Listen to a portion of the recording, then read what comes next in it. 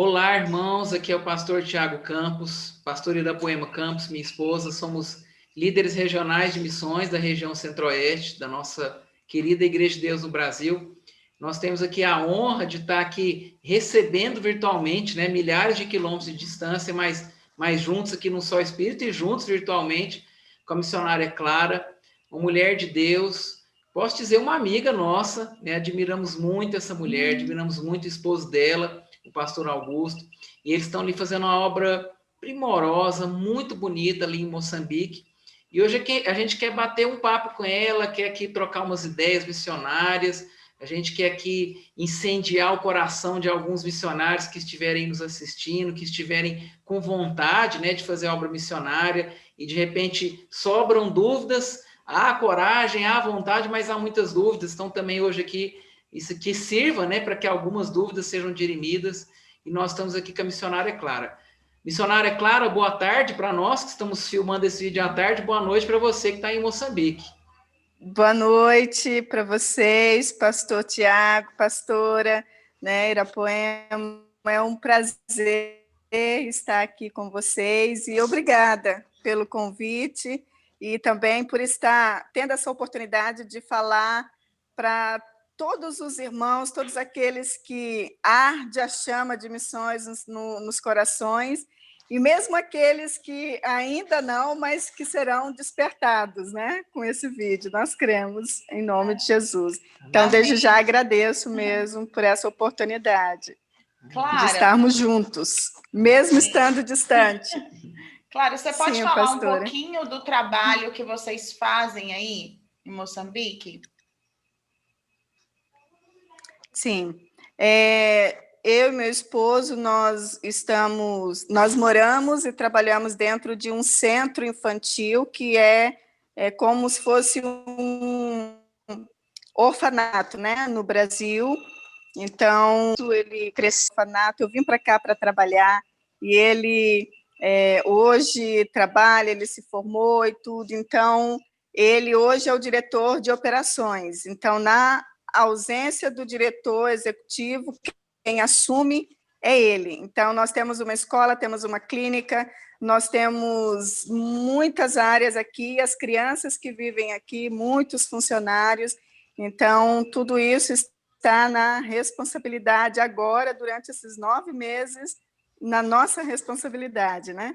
Então, e também temos o trabalho com a igreja, trabalhamos com implantação de igrejas, também implantamos uma igreja numa comunidade onde não tinha nenhuma igreja cristã, né, protestante. Então, hoje a igreja já está bem, está dando frutos, está impactando a comunidade, formação de novos obreiros na área de formação teológica, treinamento de obreiros na área social e muitas outras coisas, né, que temos feito. Então, nós trabalhamos também. Temos trabalhado esse centro tanto atende com o quantas orfanato. Crianças? Atualmente, nós temos aqui, que residem aqui, são 170 crianças, né? Mas nós atendemos... esse é o número mais reduzido que nós temos, mas eram 500, né? Mas também nós atendemos... da nossa escola, que nós temos uma escola aqui, então são 700 alunos de manhã e 900 à tarde. Então, o ensino aqui também tem que ser pago, mesmo sendo do governo, mas tem uma taxa que paga para matrícula e tudo. Então, a nossa escola, nós isentamos, né, por muito tempo, isso para abranger a comunidade. Porque aí também não existe escola pública como aqui, né? No Brasil. Tem. Escola pública tem, mas mesmo sendo escola pública, tem uma taxa para ser paga, né? Anualmente. Uhum. Né? Mesmo então, para sobrevivência. Tem muitas famílias que não têm condição de pagar essa taxa, mesmo ela sendo baixa, acaba como que funciona aí? Ou todas as famílias têm essa condição de pagar essas taxas? Nem todas têm a condição de pagar as taxas, né? Então, também o governo tem um plano para isentar algumas famílias de baixa renda, né? Também. Então, o centro aí de vocês funciona como uma escola, né, no conceito aí público, né, também, mas tem crianças que não têm família, que, né, não tem como voltar para sua casa, que moram aí são acolhidas por vocês. Seriam essas 150. Sim, a 170. 170. Sim, então a escola veio depois, porque a ideia inicial era o acolhimento de crianças que viviam na rua, de crianças que eram órfãos, né? Então, às vezes, era órfão só de mãe, e o pai não tinha condições de trabalhar e cuidar.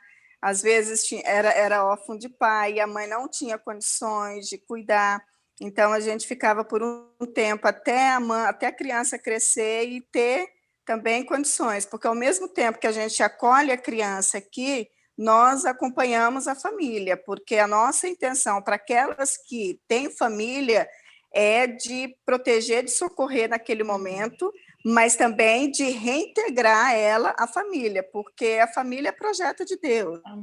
Então, nós incentivamos a família a estar junto. Mesmo aquelas que não têm condições, a gente cria algumas condições para que a família receba em casa, quando chega o tempo de reintegrar aquela criança. Então, tem todo um preparo antes da criança voltar, né, para que a família se responsabilize, mas também tenha as mínimas condições de cuidar, né, das crianças. Então, a escola é como se fosse uma secundária, né? Surgiu a partir disso, porque aí vimos a necessidade não só de acolher as crianças, mas ficava muito difícil de estar levando todas as crianças para uma escola fora. Então, começamos só para atender as nossas crianças aqui, mas isso já tinha quando eu cheguei aqui em Moçambique. Né? Esse projeto já existia. Então, só estou contando a história lá no início, como começou. Né? Então, a escola, a princípio, era só o ensino fundamental, como chama no Brasil, aqui nós chamamos de primária, né? Que vai até o 7º ano, e depois do 8º ano para cima já é como se fosse o ensino médio, que aqui nós chamamos de secundária. Então, de mais ou menos 5 anos para cá, nossa escola se tornou como uma escola secundária. Então, hoje já está entre umas das melhores do país. Glória a Deus! Então, nesse tempo de pandemia, né, então interromperam as aulas, e só o mês passado, mês de outubro, é que retornaram. Então, entre todas as escolas do país, a nossa escola, eram 8 que estavam em condições, e a nossa escola estava entre as 8. Né? Então, o padrão subiu, o nível subiu também, né? E graças a Deus por isso. E nós temos, tanto de manhã como à tarde, nós temos uma vez por semana um culto. No tempo do intervalo, aumentamos para ser 1 hora, o intervalo. Então, na terça-feira de manhã, aqueles que estudam de manhã, que é o ensino primário, tem 1 hora de culto na terça-feira. Então, sejam eles cristãos, muçulmanos, porque nós temos alguns muçulmanos que estudam também, né? Então, eles são evangelizados, e tem as pessoas que pregam. Ultimamente, a gente estava deixando algumas crianças, que já é fruto desse trabalho, pregarem, dirigirem os cultos, eles fazem o louvor. Então, as crianças têm sido alcançadas, né? Têm sido evangelizadas, essas que não residem aqui. Né? E à tarde também, como é um grupo de adolescentes, né? E foi implantado também. Foi mais difícil para implantar, mas é o que tem dado muito fruto, né? Os frutos maiores, porque disso já surgiu uma competição de coral gospel por salas, né? A cada final de semestre, né? Enquanto os professores estão lá corrigindo, naquela semana de provas mesmo, depois, e e eles têm aquele tempinho, né, para sair mais cedo, eles ficam ensaiando, porque na semana que recebem as notas é a competição, é o festival de coros. Então, nisso aí surgiu um coro mestre que sempre ganhava, que tem sido o representante da nossa escola por toda a cidade. Já fizeram apresentação por 3 vezes para o presidente da República, que foram chamados, foram solicitados, e isso é uma mistura.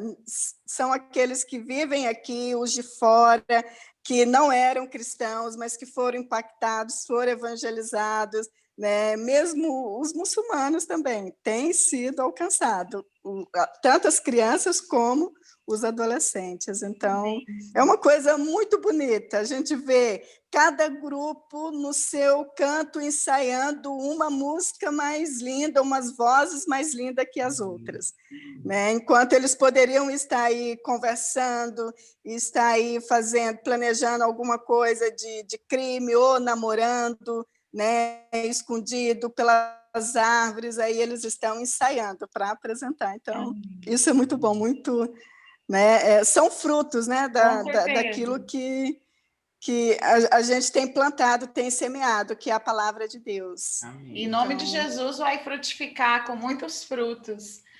Nós cremos. E essa escola, ela funciona na capital, né, em Maputo, né? Sim, dos Mas bairros. A igreja que vocês implantaram não é em Maputo. Fala um pouco dessa igreja, onde é, como que é. Faz parte da província de Maputo, é como se fosse o estado, né, como nós chamamos aí no Brasil, né? Então, faz parte da província de Maputo, mas não está na cidade de Maputo, porque nós temos Maputo província e a capital, que é a cidade de Maputo, né?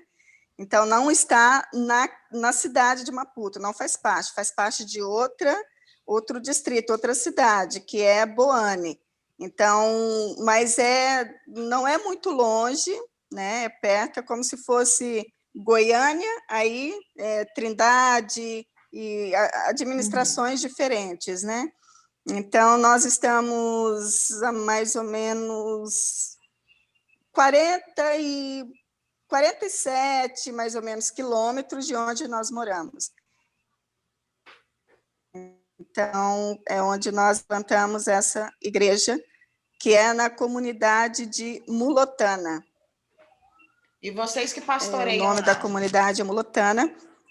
Sim, nós implantamos há 6 anos atrás, só tinha igreja católica lá, e o que predominava era as religiões tradicionais, que é a feitiçaria.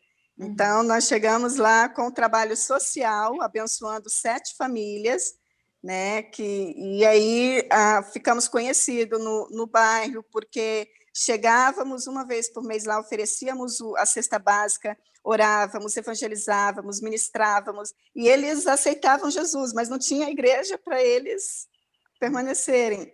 Então, veio aí a necessidade, né? Então, a família do meu esposo, ela vive, né, a mãe dele vive nessa comunidade. Então, a família tinha um terreno ali, e foi como nós começamos a igreja, né? Embaixo de uma árvore, pela fé, né? E ela tinha plantado alguns milho, né? E estava nascendo. Então, no meio do milharal, nós fizemos o nosso primeiro culto lá, e 15 pessoas aceitaram Jesus no primeiro culto, né? Entre homens, mulheres, jovens, crianças, eram 15 no total. Então, graças a Deus, depois de 6 anos, esse número já está aí quase chegando nos 200, para a glória de Deus. Olha, glória a Deus! Bênção, glória a Deus. Então, já temos os departamentos organizados, temos um templo construído, porque hoje nós temos o terreno da igreja mesmo, né? E o templo construído também, graças a Deus por isso. É um milagre. Amém. É um milagre, porque é uma comunidade assim, né? Carente, porque nós chegamos e falamos onde o evangelho chega, onde Jesus chega, onde a luz chega, precisa ter mudança, não só no reino espiritual, mas nós queremos ver mudança no físico também. É verdade. Amém. Né? E começamos a profetizar e declarar. E nesse tempo de 6 anos, a gente tem visto a mudança, casas que eram construídas de forma precária, né? De caniço. Então, hoje a maioria são de blocos, casas grandes mesmo, né? Então, graças a Deus por isso, porque o aspecto da comunidade tem mudado. Amém. Né? E louvamos a Deus por isso, nós porque cremos, mesmo a vida das pessoas. E a gente viu muito isso também no nosso trabalho no Piauí, e aconteceu exatamente o que você está falando. A gente chegou num lugar assim, de muita pobreza mesmo, muitas casas de pau a pique, né, de barro, e hoje também faz quantos anos que a gente está lá? 6 para 7 anos, né? Assim, é outra região. Agora são menos casas de pau a pique, a maioria já é construída, o governo começou a investir lá. Então, assim, é muito interessante esse sobrenatural de Deus que salva, né, a alma, mas ele, quando entra, ele rompe muitas barreiras impostas pelo diabo que impede da pessoa ter uma vida plena, né? E a gente que tem essa visão espiritual, a gente consegue ver essa relação da entrada do evangelho com a prosperidade, né? Com a questão integral aí da obra, né? Não é só salvar a alma para o céu, mas aqui também há um upgrade, né? Da qualidade de vida que é perceptível, né? É isso, porque nós falamos, eles precisam experimentar, ver, porque ouvir a gente falando, né? E apresentarmos Jesus para eles, né? Ok, Jesus salva, Jesus cura, mas nós pedimos mais para que eles vivessem, eles pudessem testemunhar isso e testificar daquilo que realmente Jesus estava fazendo na vida deles. Então, muitos irmãos que tinham casas assim, eles vão na frente, testemunham e não sabem, porque o valor que eles recebem é o mesmo, mas de alguma maneira, né, pela fidelidade nos dízimos, nas ofertas, Deus tem abençoado e eles têm mudado, né, a forma da casa deles. Então, hoje nós estamos somente, acho que umas 3 famílias só com casa, situação precária, porque a maioria já estão com casas de bloco, né, diferente, já mudou a realidade, né? Nós temos uma irmã que já tem um pequeno comércio também, ali na comunidade mesmo, né? Numa parte que é a central, que nós chamamos no mercado ali, que é mais movimentado, né? Então, ela tem uma pequena... eu nem sei no Brasil, até esqueci o nome, aqui nós chamamos de ferragem, onde vende alguns materiais, ferros para construção, não é material de construção em si. Ferragista, eu achei. Mas eu fiquei em dúvida se no Brasil também era o mesmo nome ou não. Depois de tanto tempo, a gente acaba confundindo, né? Então, foi a primeira a ter esse comércio lá. Então, é muito bom ver os irmãos progredindo. Amém. E eles sabem, eles vão na frente e falam, porque Jesus mudou a minha vida espiritual e tem mudado a minha realidade também. Que bom, então, né? Eles têm gerado um coração agradecido, né? Grato pelo que Deus tem feito. Amém. Clara, vamos voltar para o passado. Você casou aí em Moçambique, né? Então, você foi para o campo solteira. Eu não sei como é aí a questão, mas sim, o fato da gente ser mulher, eu acho que já dificulta algumas coisas.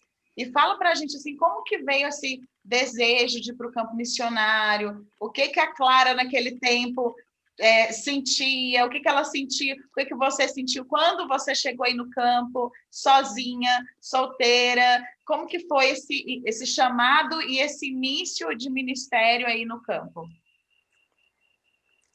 Olha, desde os meus 14 anos, eu sempre tive convicção do meu chamado missionário, né, e que seria transcultural.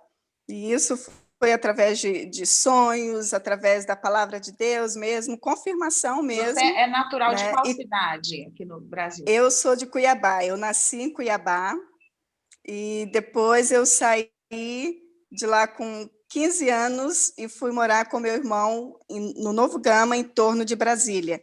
Então, desde os Então, é de 14 lá anos, o seu coração já tinha sido direcionado pelo Senhor para o campo. Pode continuar. para o campo missionário.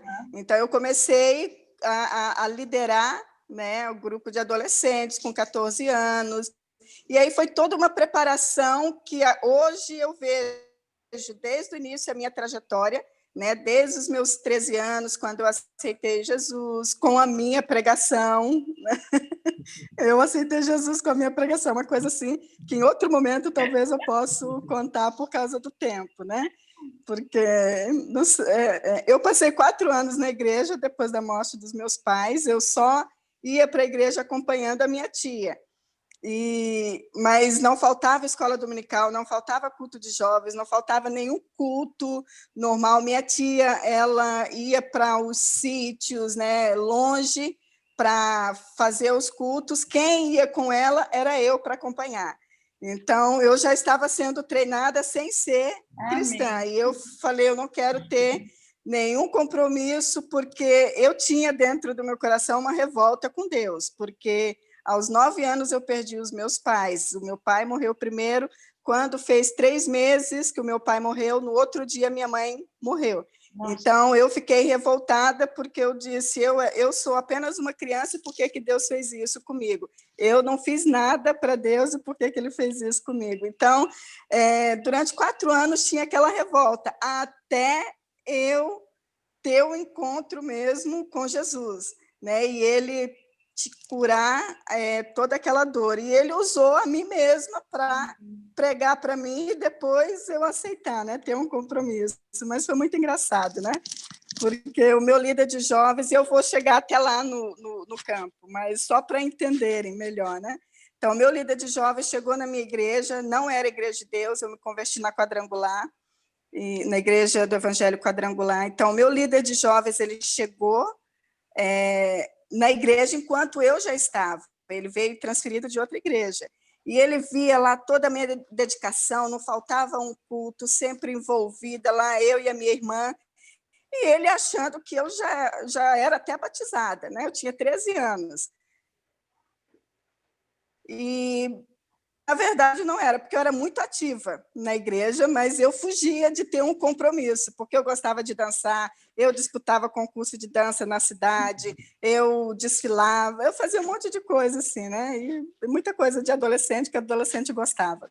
Então, eu não queria ter nenhum compromisso, porque eu achava que eu tendo um compromisso, minha vida ia ficar chata, né? Eu não ia poder fazer nada daquilo.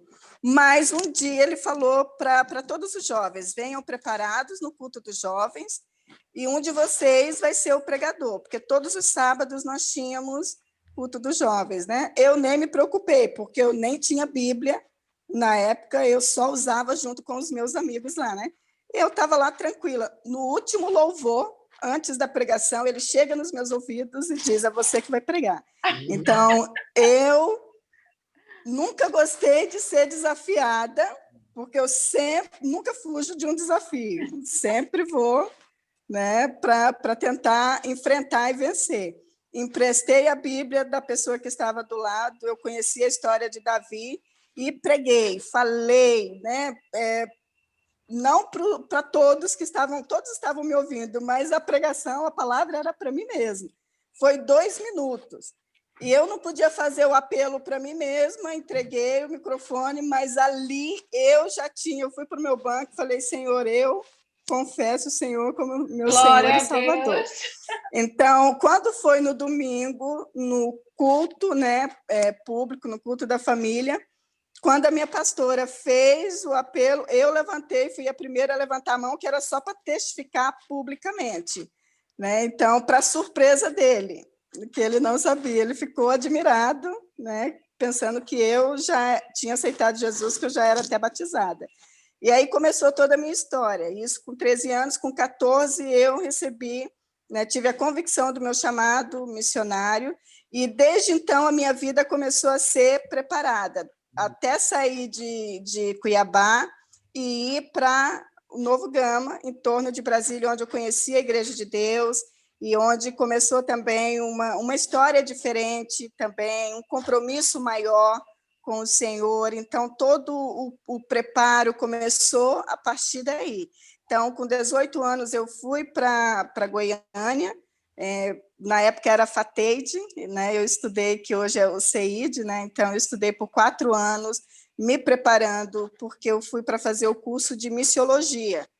E quando eu cheguei, já não tinha nenhum aluno para fazer missiologia, então eu tive que fazer teologia, e estudei lá por 4 anos, 2004 me formei, então retornei para a minha igreja para auxiliar lá na minha cidade, na minha igreja, e sempre com a visão de ser missionária, que era o campo transcultural. Todos na minha igreja sabiam, nós trocamos a nossa igreja trocou de pastor, houve aquela troca, né, de pastor, mas mesmo o pastor que entrou, ele sabia que o meu coração, que o meu chamado era missionário. Então, mas eu auxiliei o pastor durante 5 anos na minha igreja, e antes disso, né, quando foi em 2005 que eu fui convidada para fazer a prova de pastoral, de exortador, foi uma briga, eu travei uma briga com o meu pastor local e com o meu supervisor regional, que na época era o pastor Davi Rodrigues. Né? Eu disse, não, eu não quero ser pastora, eu não quero ser chamada de pastora, eu sou missionária, meu coração é missionário. Então, eu já dava aula de teologia no CI de Brasília, e eles disseram, o pastor Davi foi bem claro comigo, se você não prestar o exame ministerial, você não poderá sair, né, para ir para o campo, você pode sair, mas vai ter que voltar, porque é importante você ser, não é que você vai ser só pastora, você vai ser ministro da Igreja de Deus. Então, me ensinou, foi aí que me convenceu, fiz a prova de exortador, depois de licenciado, na época que hoje é ordenado, né? Então, toda essa trajetória. Quando chegou no tempo, 2007, Deus falou, é o tempo, pode começar a preparar.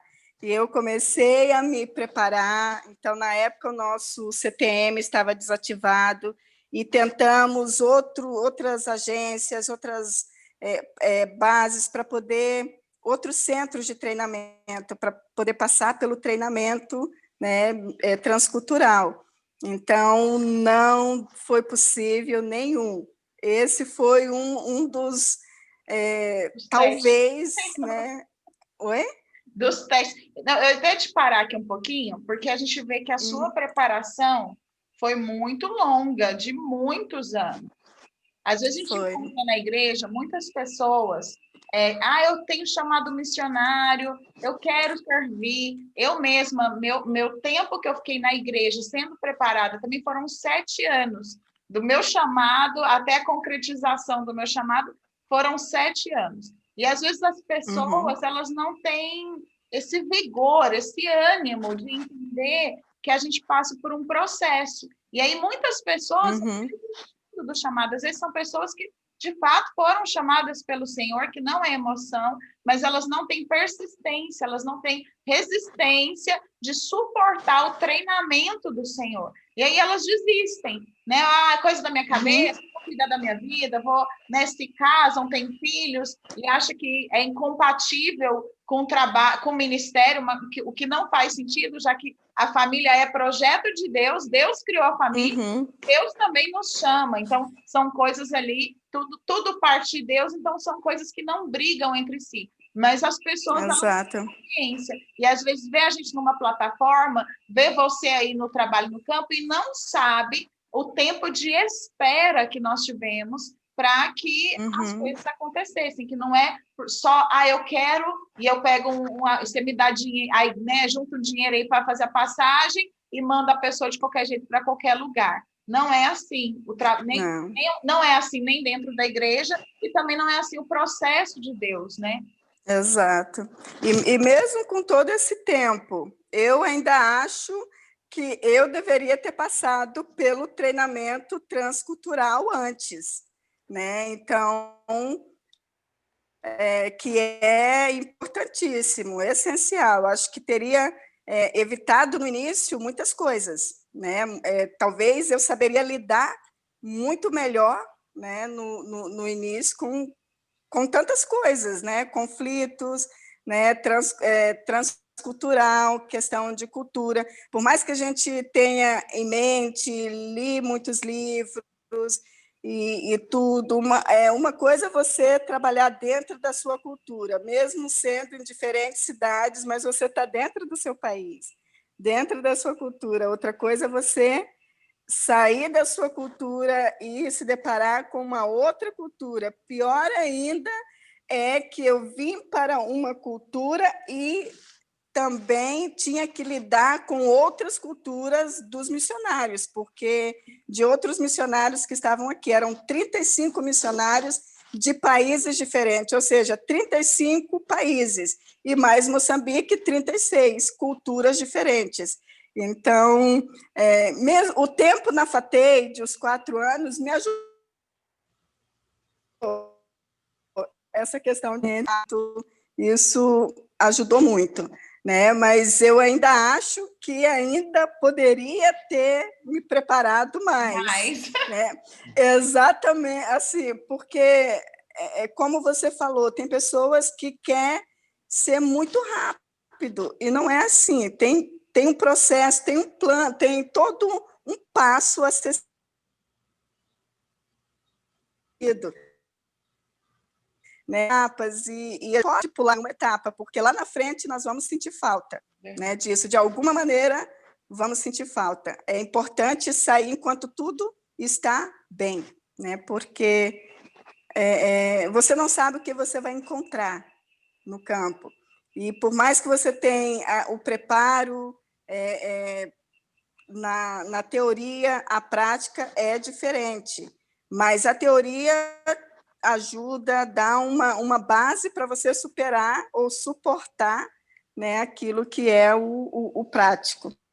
Amém. Né? Amém. Então, aí saí com 26 anos, solteira, eu não tinha intenção de casar em Moçambique, né? Como a pastora falou, como que foi chegar solteira no campo, e eu não tinha nenhuma intenção de casar, né? Eu saí já decidida, eu não vou me envolver, e a última pessoa ou nacionalidade que eu queria envolvimento, né, me relacionar, era com o moçambicano. Então, eu já saí, no meu entender, vacinada, né, do Brasil. Mas Deus, ele tem os seus planos, né? E ele já tinha falado comigo 2 anos antes de vir, e só depois de 1 ano de casado que eu fui lembrar dessa profecia, que quando eu saísse, que quando eu pensei, né, em desistir, exatamente no tempo que não deu certo para ir para o preparo, né, no centro de treinamento, passar por aquele preparo transcultural, eu pensei em desistir. Eu falei, eu acho que não é isso que Deus quer para mim, eu não vou, acho que é coisa da minha cabeça. E aí comecei a ter uma certa dúvida, exatamente pela dificuldade, pelo obstáculo.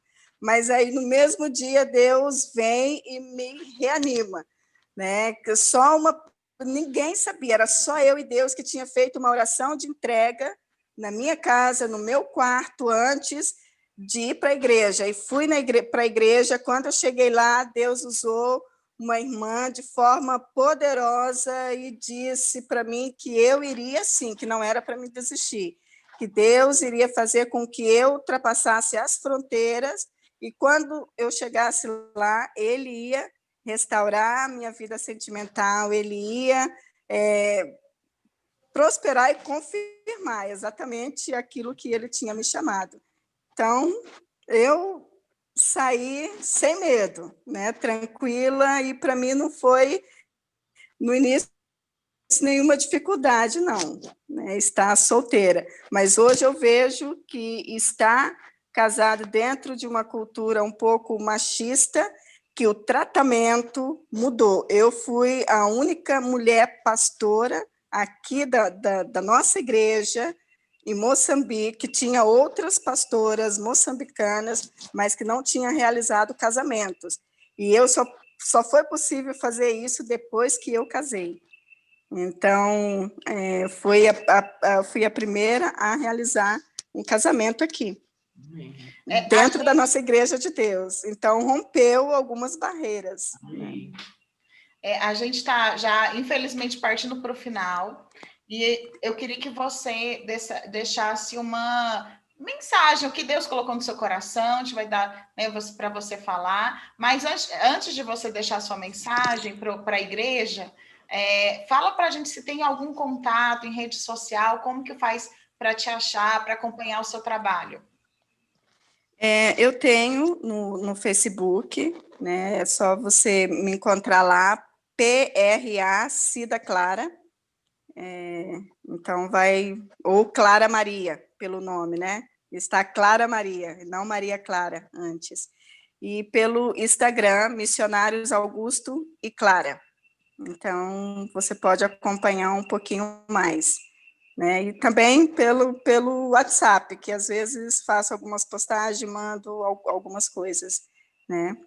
E eu gostaria de deixar uma mensagem, né, para toda a igreja brasileira, em primeiro lugar, agradecer por todo o apoio que vocês têm dado durante esses quase 12 anos, né, que eu estou aqui em Moçambique. E se eu estou aqui durante todo esse tempo, Deus tem nos ajudado, mas também a igreja tem segurado a corda do outro lado. Então, por isso que estamos aqui ainda durante todo esse tempo e ainda vamos estar até quando Deus permitir que estejamos.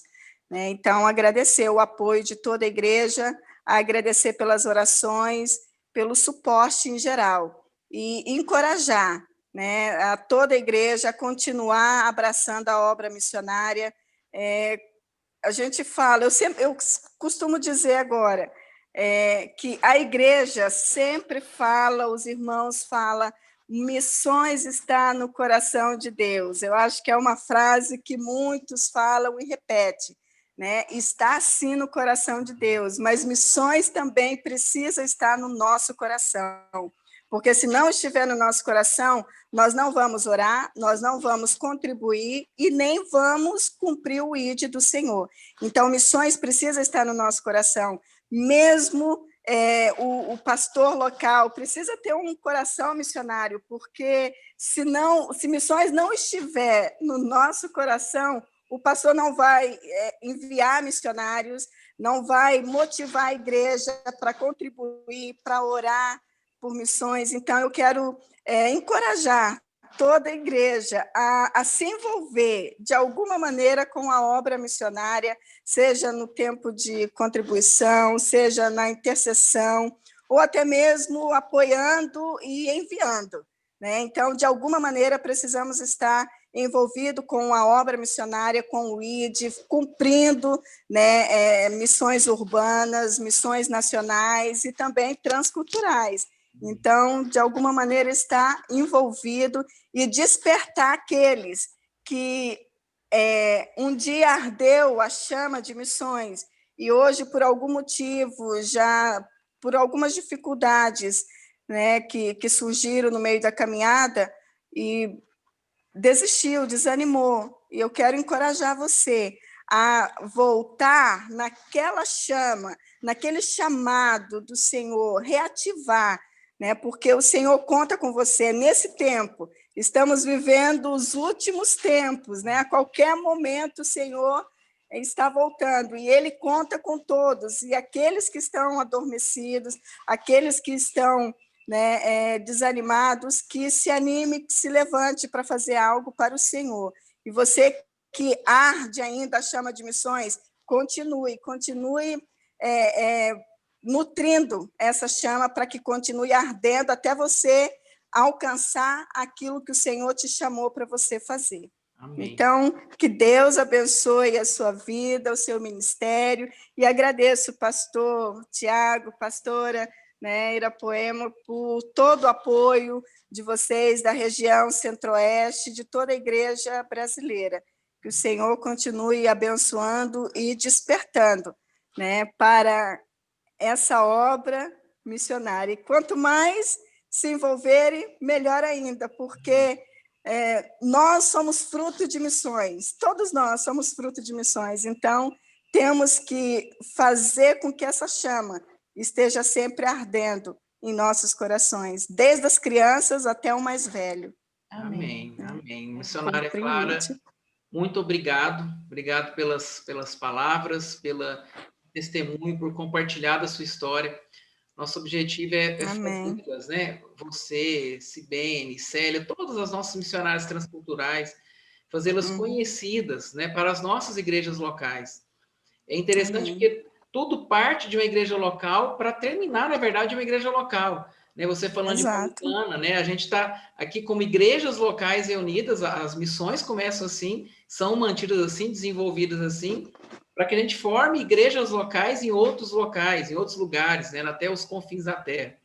Então, a gente quer fazer Exatamente. vocês conhecidas, quer fazer com que as nossas igrejas sintam a dor de vocês, a paixão que vocês têm por esse lugar, que eles se identifiquem com vocês e façam também junto com vocês essa obra. É na contribuição, Amém. é na oração, é fazendo essa obra junto com vocês, mas não só também fazê-las conhecidas, mas também ativar novos missionários. Porque um dia a Clara vai embora, o Augusto vai embora, a pastora da Poema, a pastora Mariane, novos missionários têm que surgir.